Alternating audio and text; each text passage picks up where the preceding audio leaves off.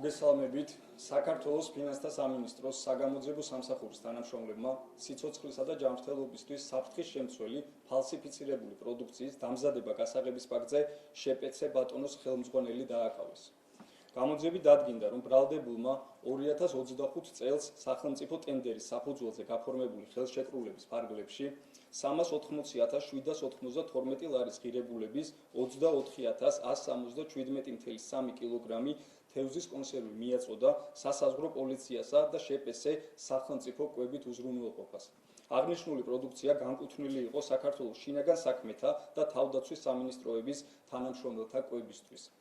საგამოძიებო მოქმედებების შედეგად, მათ შორის საწარმოს ჩხრეკისას ამოღებულია 17.241 ერთეული ფალსიფიცირებული თევზის კონსერვი.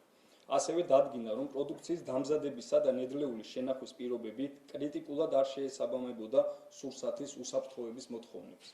ამოღებულ პროდუქტებზე ჩატარებული ქიმიური და მიკრობიოლოგიური ექსპერტიზის დასკვნით, კონსერვი არ აკმაყოფილებს მიკრობიოლოგიურ სტანდარტებს და უვარგისია მოხმარებისათვის.